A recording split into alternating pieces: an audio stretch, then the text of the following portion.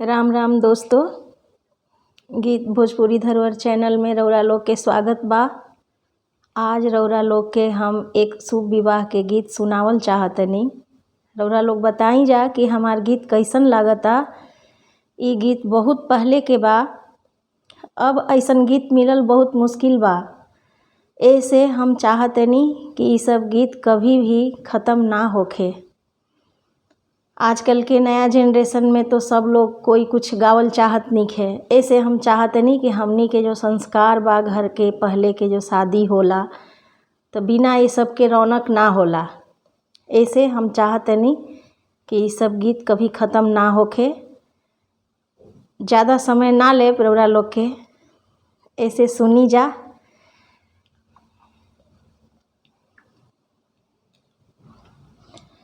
छोटी मोटी सीता हो अंगवा के पातर, लिपेली धर्मा दुआर, लिपेली धर्मा दुआर।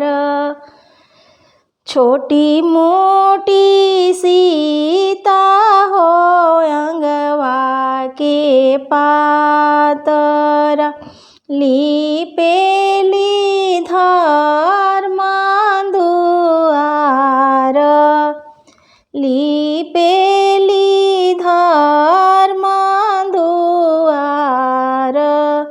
धर्मा दुआरिया सीता लिपहुना पवली, आई गाइले श्री राम, आई बैठेले भगवान।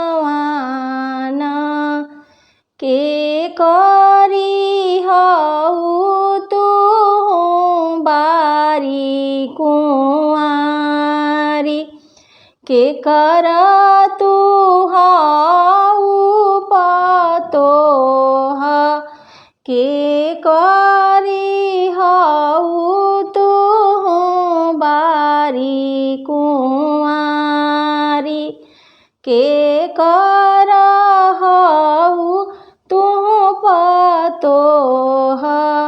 कवनाही कुलवा में बियाहल बाड़ू, के इहाँ के हवे स्वामी जी तोहार। कवनाही कुलवा में बियाहल बाड़ू, के हवे स्वामी जी तोहार। राजा हो जानैया जी के बारी कुंवारी, राजा दशरथ जी के पतोह। राजा हो जानैया जी के बारी कुंवारी, राजा दशरथ जी के पतोह। दशरथ कुलवा में बियाहल बानी, स्वामी हवन श्री राम, स्वामी हवन श्री राम। अतना बचन जब सुनले राजा रामचंद्र, गलिए गलिए खोजेले कहार, गलिए गलिए खोजेले कहार। हाली हाली डोलिया ले आवए कहरिया, हाली हाली डोलिया ले कहारिया। सीता जी अयोध्या पहुँचाई, सीता जी अयोध्या पहुँचाई। अतना बचना जब सुनेली सीता बेटी, रोवेली छछनी बिछानी, रोवेली छछनी बिछानी।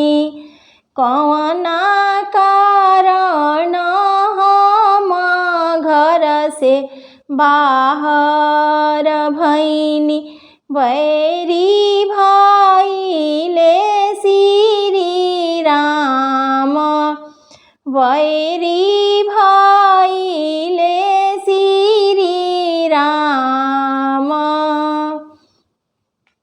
धन्यवाद।